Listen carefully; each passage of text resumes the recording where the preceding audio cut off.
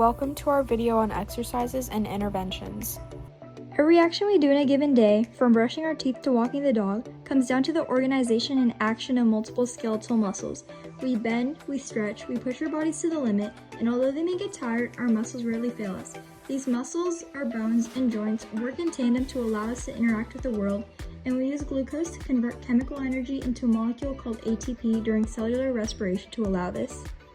Our patient Hazel is 6 years old and has a condition called spastic cerebral palsy. This causes her to have a low walking endurance. She also has epilepsy and attention deficit hyperactivity disorder, also known as ADHD.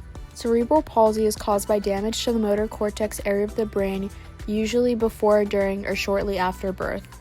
Her condition affects muscles on her anterior mid-torso and posterior lower torso.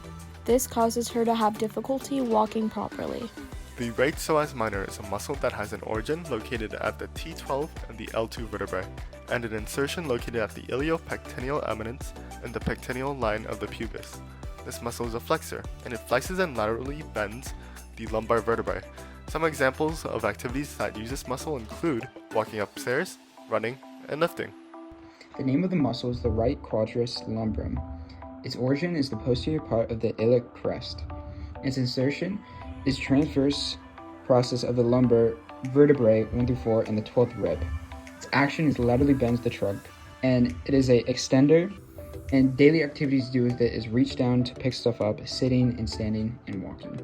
The right tensor fasciae latae is located on the proximal anterolateral thigh. Its origins are the anterior part of the iliac crest and the anterior superior iliac spine. The insertion of the right tensor fasciae latae is between the two layers of the iliotibial tract of the fascia lata. Its primary actions are to flex, abduct, and medially rotate the thigh while also providing joint stability in the hips and knees. Daily uses of the muscle include running, walking, climbing stairs, sitting, and standing.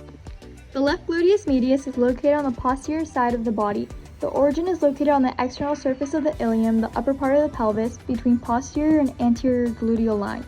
The insertion is the greater trochanter, or upper outside edge of the femur.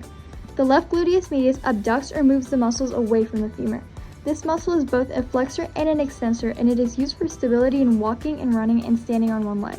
According to Cleveland Clinic, a few exercises and stretches that can help the muscles we talked about are half kneels, leg lifts, and marching. Thank you for watching our video.